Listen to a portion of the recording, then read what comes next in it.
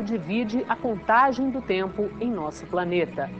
2000 anos após sua passagem pela Terra, Jesus está mais atual do que nunca. Em tempos de ceticismo, ele fascina multidões. Na era do materialismo e da tecnologia, sua mensagem de amor e paz continua a ser repetida. Nesse programa, você vai assistir a uma reportagem sobre as pesquisas em busca de mais informações a respeito de Jesus. Uma pesquisa que mobiliza jornalistas, cientistas e historiadores. Na entrevista, nosso convidado é o médium e conferencista espírita Divaldo Pereira Franco. E ainda, dicas de leitura e o quadro Evangelho no Ar.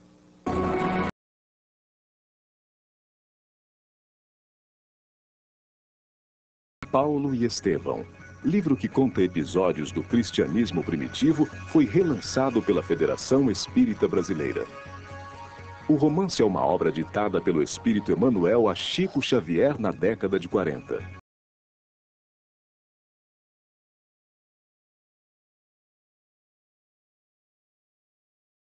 webnet.org.br.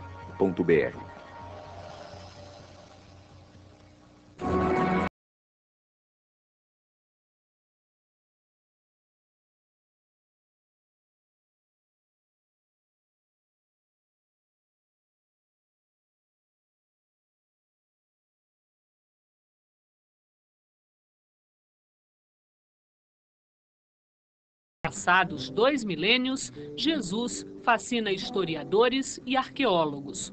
Se por um lado seus ensinamentos emocionam bilhões de pessoas, a ciência cada vez mais busca as provas da sua passagem pela Terra. Há registros sobre Jesus feitos pelo historiador judeu Flávio Joséfo. Ele cita o Cristo em sua obra Antiguidades Judaicas. Historiadores romanos como Suetônio e Plínio, o Moço, também o mencionaram ao falar de seus seguidores. Tácito afirma que os cristãos torturados por Nero são adeptos do Cristo que Pilatos entregara ao suplício. Jesus é o aportuguesamento do nome hebraico Yeshua. Já a palavra Cristo vem do grego Christos, uma tradução do termo hebraico Messias, que quer dizer enviado. Jesus não nasceu no ano 1. A contagem dos séculos a partir do seu nascimento e a data de 25 de dezembro foram adotadas no ano 525, durante o papado de João I. Incumbido de reformar o calendário, o monge Dionísio o Pequeno errou os cálculos. Segundo os historiadores, Jesus teria nascido entre o ano 7 e o 5 antes da era cristã e morreu entre o ano 29 e o 33.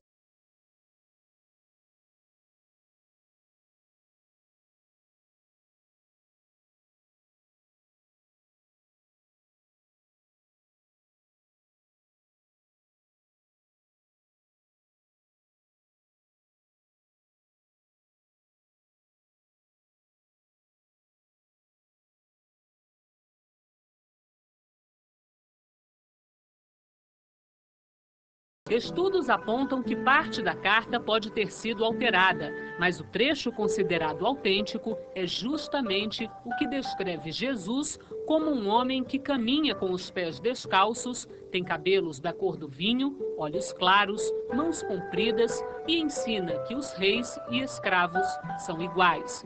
Olhos claros não significa azuis.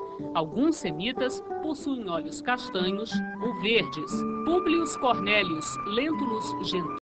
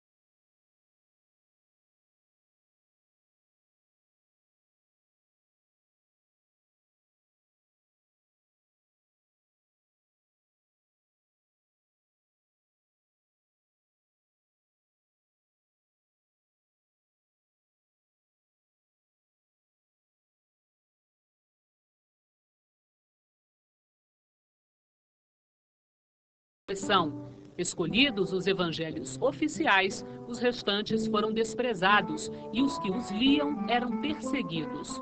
Por isso, são chamados evangelhos apócrifos. A palavra grega apócrifon significa secreto. Parte desses textos são lendas e tradições populares. Alguns são fantasiosos, mas há muitos respeitáveis e de grande beleza. Perseguidos pela igreja, os textos apócrifos foram guardados em lugares secretos. Uma biblioteca inteira em língua copta foi encontrada num vaso em 1945 em Nag Hammadi, no Egito. São os evangelhos de Tomé, Madalena e Filipe, entre outros.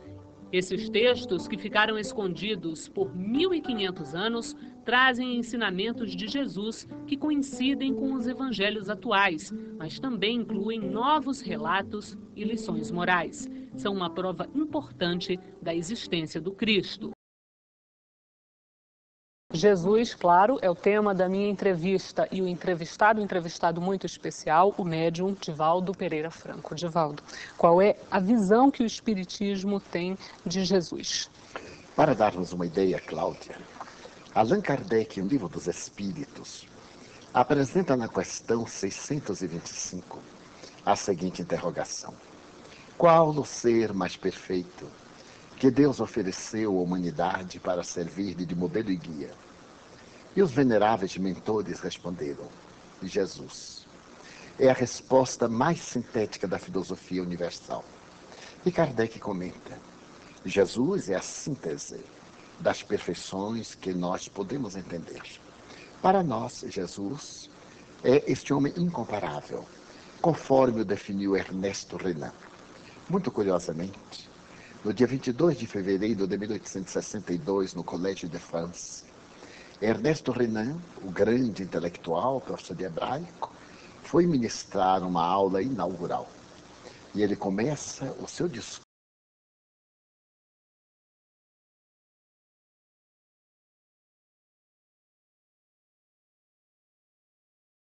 Tanto um modelo a ser seguido. indubitavelmente, porque ele sintetiza todos aqueles ideais a que nós aspiramos, dentro da perfectibilidade relativa, porque perfeito absoluto é somente Deus.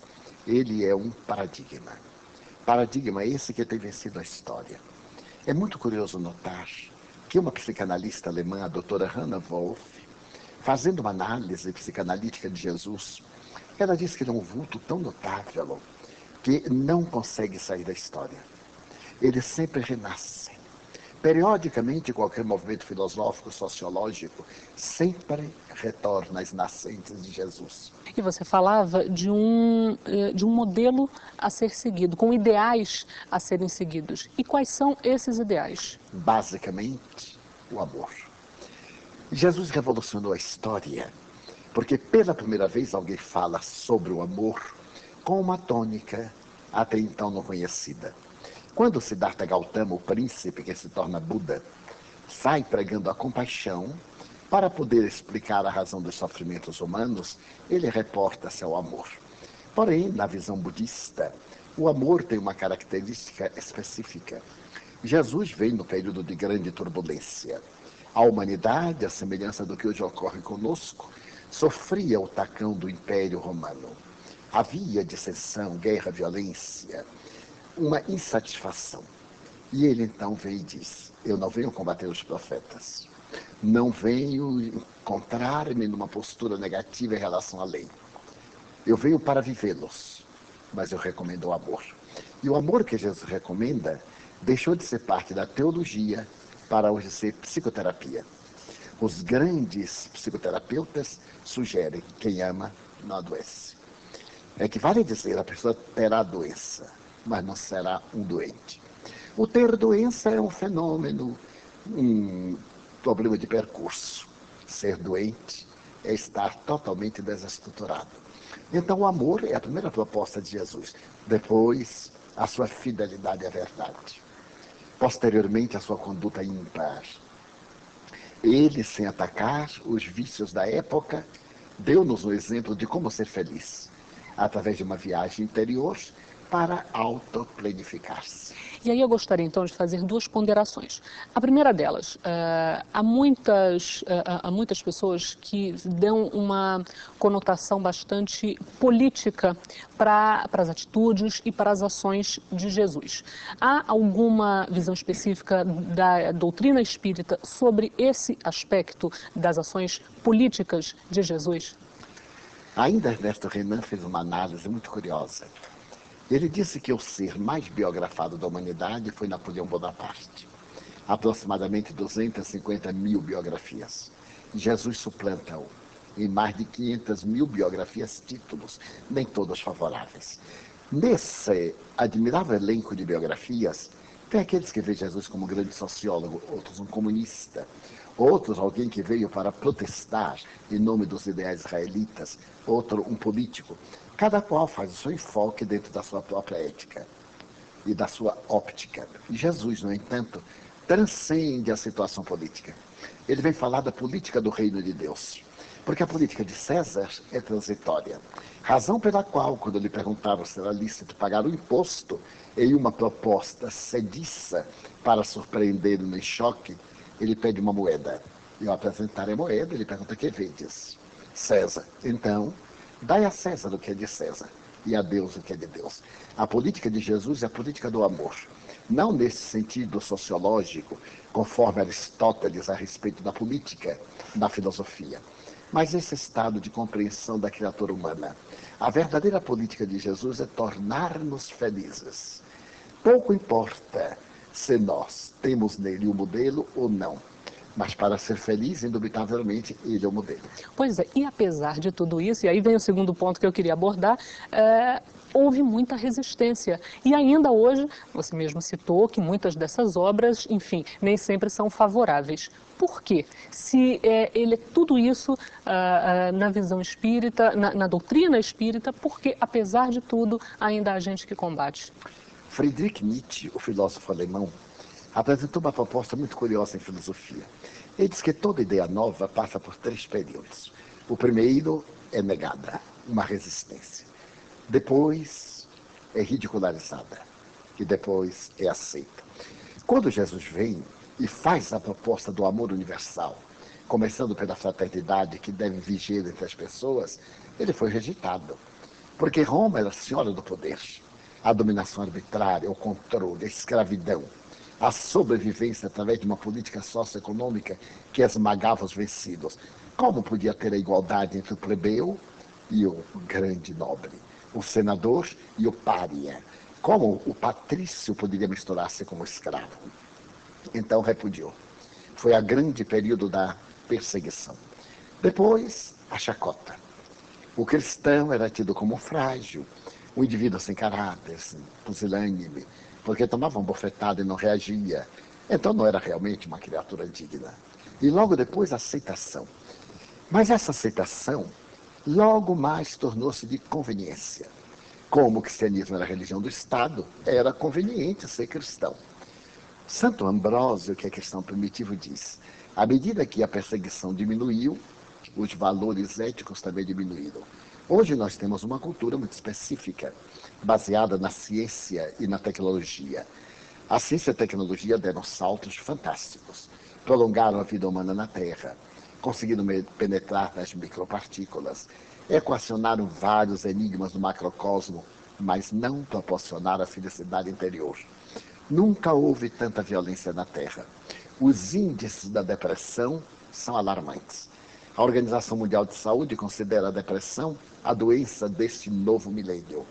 As enfermidades degenerativas, os problemas cardiovasculares, tudo isso resultados também de estresse, de ansiedade, de conflitos de várias ordem. Jesus apresenta-se como grande terapeuta.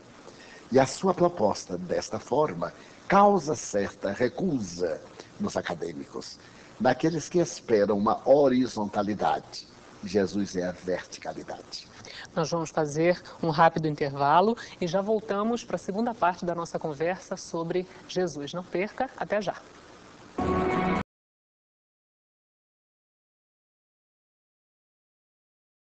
Cristo mostra o valoroso exemplo de confiança e amor com que os pioneiros da Boa Nova serviam a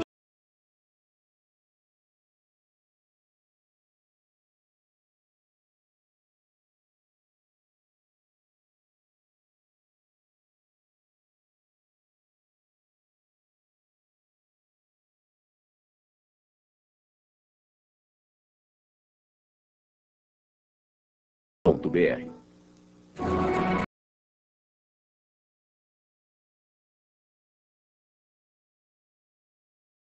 Voltamos para a segunda parte da entrevista sobre Jesus. O convidado do programa é o médium Divaldo Pereira Franco.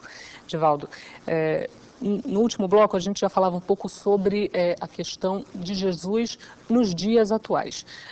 As pessoas, você falou um pouco sobre a questão da ciência, mas as pessoas no dia a dia, na sua avaliação, elas têm buscado cada vez mais Jesus como uma alternativa, como um modelo a ser seguido, enfim, como um parâmetro para o seu dia a dia? Nós vivemos uma ética muito turbulenta. As dificuldades socioeconômicas afligem muito a criatura humana. O estresse desnorteia-nos. Então Jesus tem sido apresentado mais como uma solução do que como um diretor, uma diretriz, um guia. Um grande número de pessoas, sem nenhuma crítica, está procurando Jesus para resolver problemas materiais.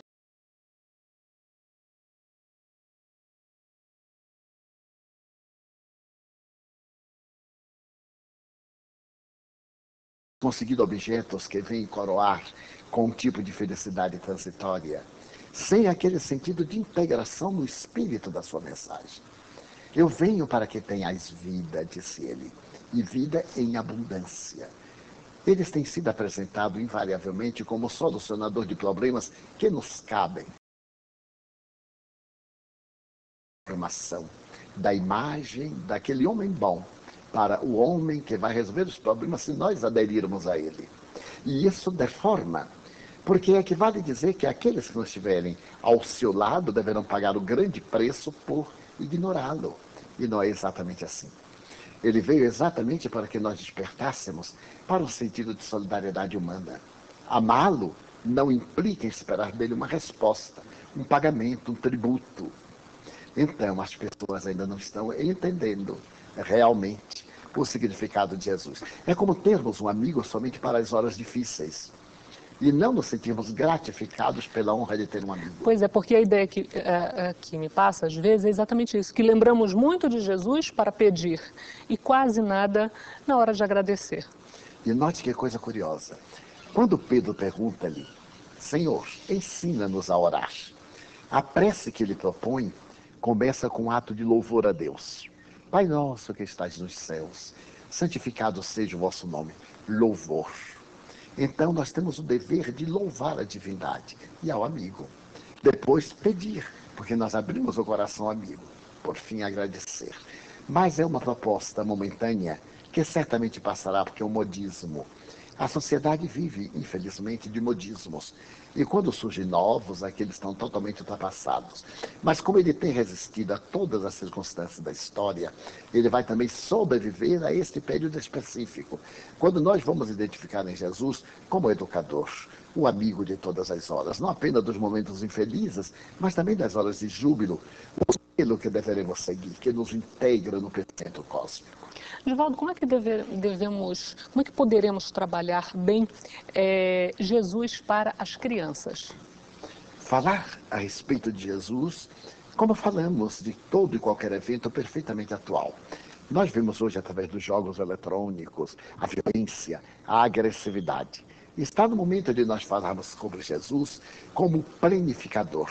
Mostrar à criança que a vida não é somente luta, não é tentar evitar que o universo seja destruído por indivíduos mágicos, mas mostrar que tudo isso tem uma causalidade e tem uma finalidade. Jamais será destruído o universo, porque à medida que umas galáxias são consumidas pelos buracos negros, outras surgem. É o infinito.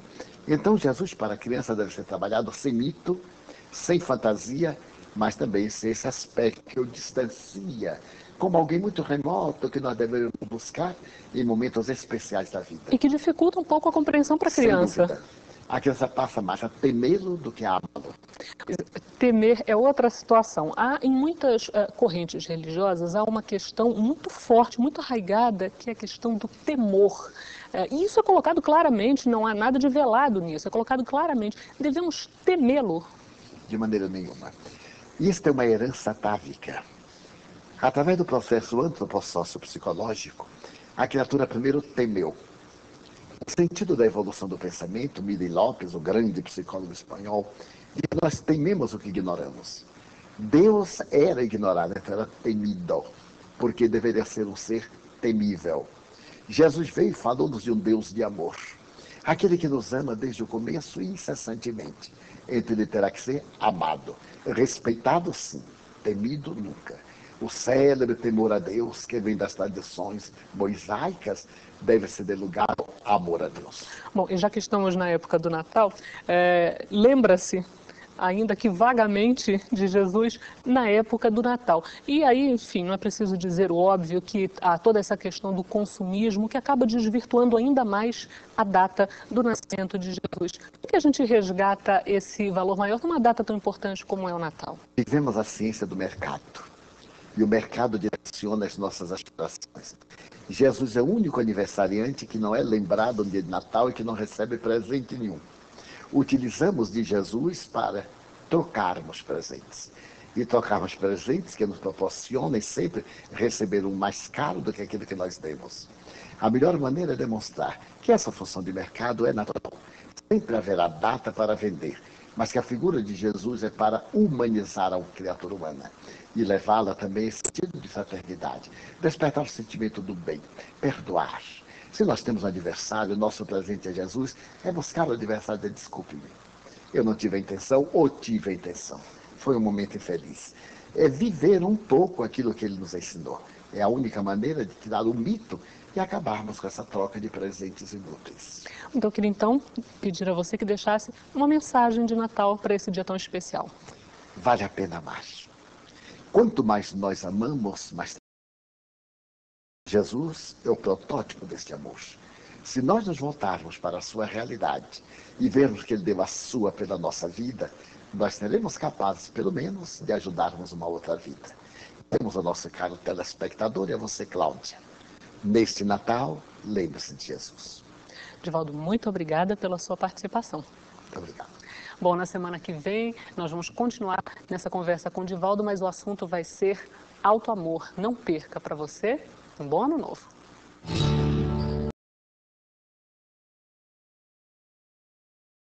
Olá, Jesus é mesmo um personagem fascinante. O Espiritismo apresenta uma visão nova de Jesus.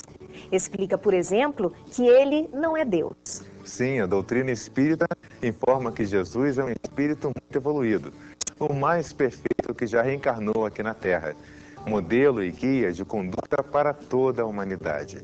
A doutrina que ele ensinou é a expressão mais pura da lei de Deus. O papel de Jesus não foi o de um simples legislador.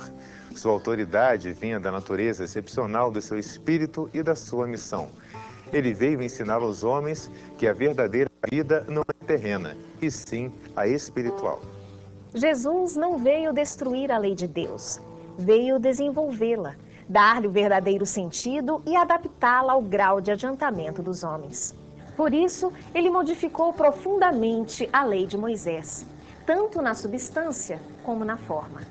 Jesus combateu o abuso das práticas exteriores e as falsas interpretações. Foi assim, por exemplo, que ele demonstrou que a guarda do sábado tinha como objetivo beneficiar o homem e não escravizá-lo. E sintetizou a lei divina em 2 mandamentos: amar a Deus acima de todas as coisas e ao próximo como a si mesmo. Mas Jesus não disse tudo. Em muitos pontos, ele se limitou a lançar apenas o germe de verdades, que, segundo ele próprio declarou, ainda não podiam ser compreendidas. Ele falou de tudo, mas em termos mais ou menos implícitos.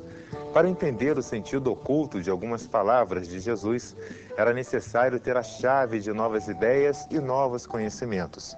E essas ideias não podiam surgir antes que o espírito humano houvesse alcançado um certo grau de maturidade.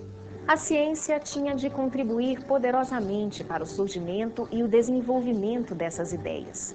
Era preciso, portanto, dar à ciência tempo para progredir. Na literatura espírita, há muitos livros sobre Jesus. Em O Evangelho segundo o Espiritismo, você encontra a explicação das massas.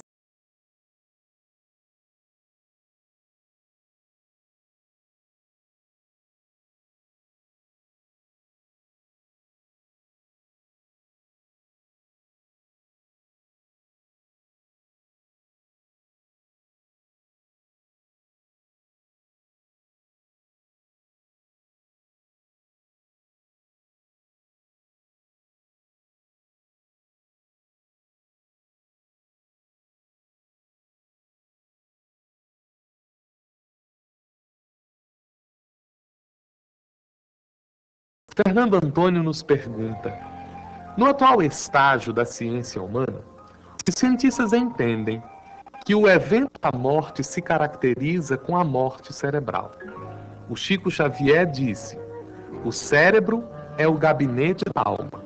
Devo concluir que, uma vez comprovada a morte cerebral, podemos autorizar a doação de órgãos e que isto é um ato de amor?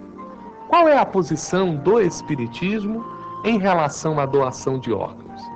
Fernando, doar os órgãos é sempre um ato de amor, mas quando feito por aquele que voluntariamente manifesta esta intenção. Observemos que a legislação brasileira apenas autoriza a doação de órgãos para aqueles indivíduos que manifestaram esse desejo quando em vida e o registraram, por exemplo, no seu documento. O fato da morte cerebral ter ocorrido não significa que o espírito já está completamente desvinculado do corpo. A morte, como qualquer outro evento na vida do espírito, traz alguma interferência durante o processo de desligamento do indivíduo ao corpo que faleceu. A espiritualidade nos esclarece que esse desligamento não é instantâneo, não é pelo fato de ter ocorrido a morte cerebral ou a falência completa do corpo que o espírito já está libertado.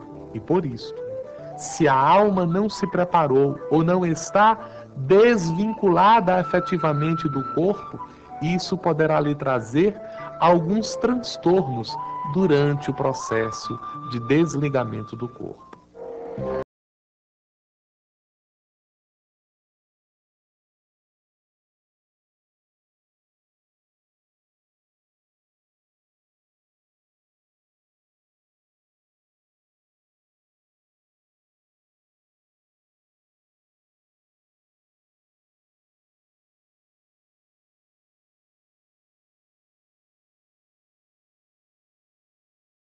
Olho por olho e dente por dente.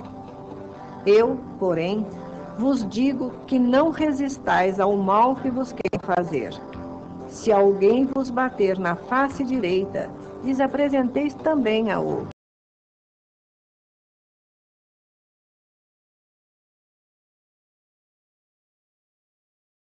As injúrias e ofensas que nos fazem.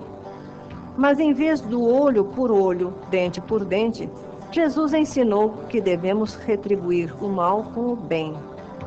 E foi além. Ele nos convidou a oferecer a outra face. Ao orgulhoso, este ensinamento parecerá uma covardia, mas é porque ele não compreende que haja mais coragem em suportar um insulto do que em tomar uma vida. É melhor ser ofendido do que ofender. Suportar pacientemente uma injustiça do que praticá-la.